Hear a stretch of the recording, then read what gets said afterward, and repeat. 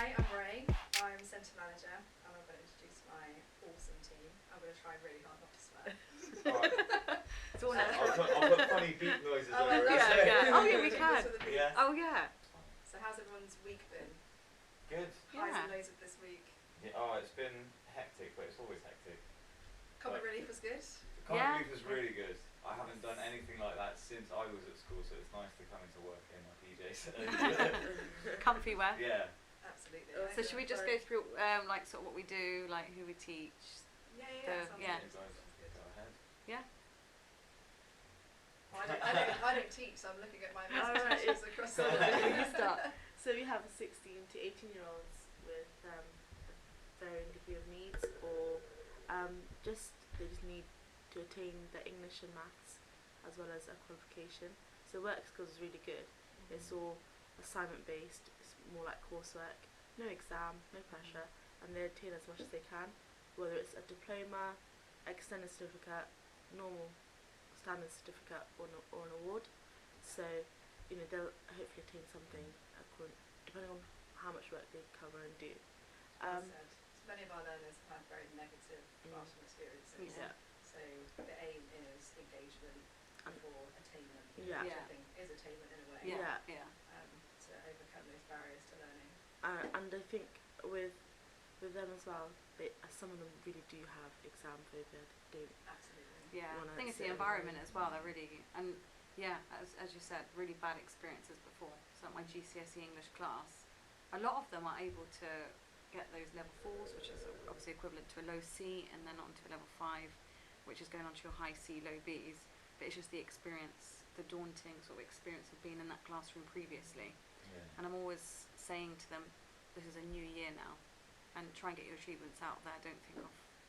Do you think they immediately think of exams and like kind of deer in headlights? And I think schools, I think it's different. They're sort of not pressurised, but expected to get to bring a good reputation to the school as a whole. Yeah. Try and get those level 7s, 8s. But Absolutely. I'm always saying to my students time and time again, even the last lesson we had, if you remember. Yeah. Out of 80, it's not much to get a level 4. No. With that, you can go on to do anything. It's still a good qualification. If you can get level 5 and beyond, go for it. But so it's good to, I love what we do here. But it's good flexibility in that we can offer functional skills as well. Yeah. GCSE is a bit much sometimes, too soon for a lot of our learners, and we don't want to set them up to fail. So we use functional skills as a stepping stone. I think that's worked really successfully for a lot of our learners. We have a lot of learners with the HCPs who require a lot more help in the classroom, and we're really happy to give that through small classes and fabulous TAs. Like, I was going to say Mr., but I have no idea how to pronounce his surname. How do you pronounce it? Fazanchen. There we are. Right. Fazanchen. I can't go by my dad's teaching name. He was Mr. P at school. Oh. I can't do that. I can't step into those shoes yet. The spelling looks worse than how you would say it. I know. It's I'm C-Z-Y-N, dyslexic, right? So, yeah. And I'm dyslexic, so it's just like 9 random letters put together. And so, I have to learn how to say that. Not good. Going back to sort of the needs of our learners, I think when I compare mainstream to what I do now, I think I really appreciate the pastorality with mainstream. Yeah. They dealt with a lot when they were frontline, and I get it. As a subject teacher, I wouldn't have been exposed to what I know now, and what some of the kids go through. But I think as a team, we're so multi-skilled in how we support kids with ADHDs, with mental health. That's such a big thing as well. Yeah. It's definitely. terrifying, and that'll be a separate episode. And we could have Nick. Absolutely. Definitely. But we're learning every day. We did mention on the last sort of practice podcast we had that it's constantly learn on the job. Absolutely. Training all the time. Oh yeah, but that's the best part about it. There's training and there's everything offered straight away. It's not like, I don't think I've ever had to think about, I should ask to do this training. It's like, there it is, it's all there ready for you. Oh, yeah. good, thanks. So yeah, That's good to know. that's good. And I think it's also the mainstream teaching does support my awareness in supporting the kids we do now, what we have now, in terms of. I had a really good idea, and it's just gone. It'll come back. Yeah. Come back. But compared to a class of, 30? Oh, that would we be. have That would be 10. nice. Yeah. So that's the most. I That's don't the main think thing. it would work at all.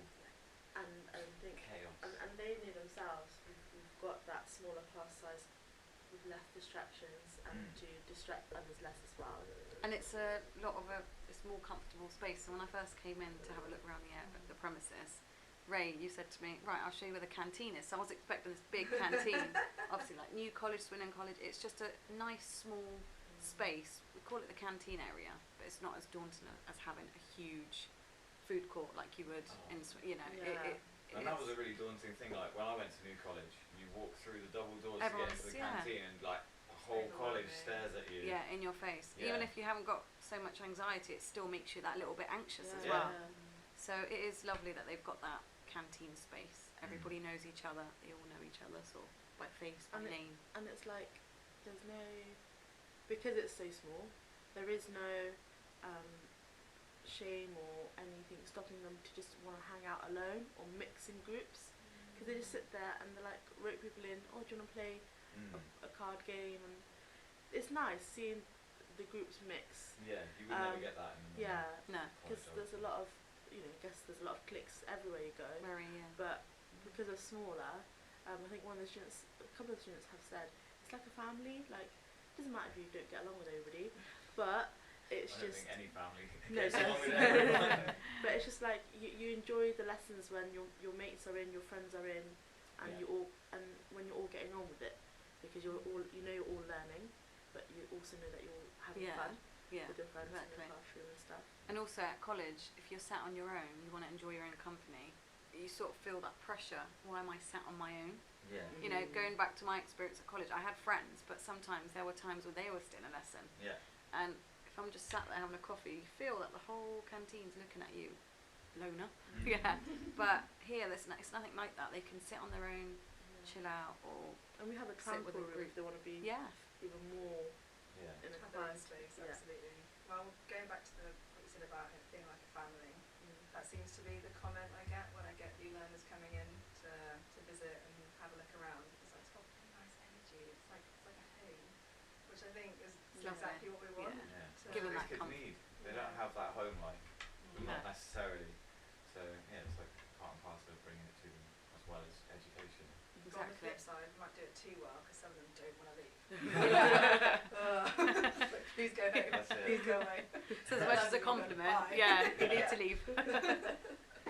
But yeah, it's great what we do, and it's just so nice seeing the students' faces just all positive and comfortable, and reassuring them all the time. Like, it's not about, if they get into uni, brilliant, but if they're not, you can still do something else. There's another path for them. Oh yeah, it's Another not the be all and opportunity. end all of Yeah. of life is to go and well, at the end of the day we're trying to get them into things that they want to do, not necessarily like you have to get all your GCSEs to go to uni and do this. Like, well, and celebrate that what do you want basically. to do, and we will help you realise that.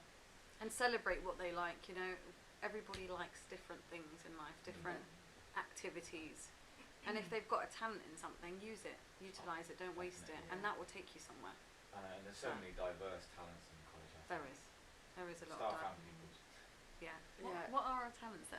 Like I think, for example, like last year we had, so someone was retaking their maths exam for like the third or fourth time for level 2, and they had autism and they couldn't understand why they couldn't just do it in their head and just write down an answer and pass. Yeah. And it was just breaking that barrier and trying to explain, look, marker paper, see what that person will get. And purposely I did the paper as they would have done it. Just the answers. Just answers, no workings out. And they're like, yeah, but it's right though. I was like, what are the steps? How do you know? How is it not just a copied answer? Yeah. And then that's when it clicked. I think they have autism, and when they then sat the paper, they even just said they rush through just to finish and get out.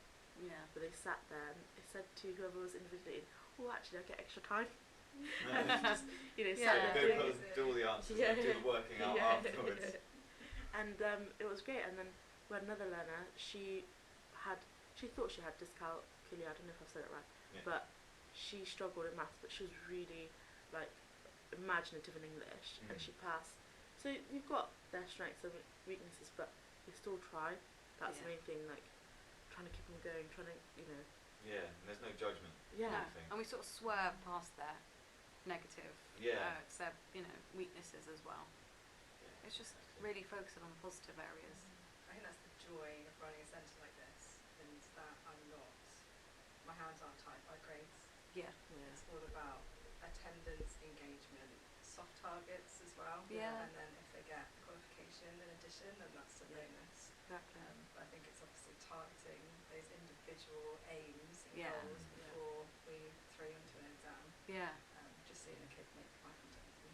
Yeah. It's massive, really. So And it's good. It's old-fashioned encouragement and praise. being I a find that cheerleader. really, you know, a lot of praise sometimes doesn't work for mainstream students. They won't absorb it. Is it embarrassing sometimes? Sometimes they don't. I just remember They just- in year 7 I was mortified if I got praised.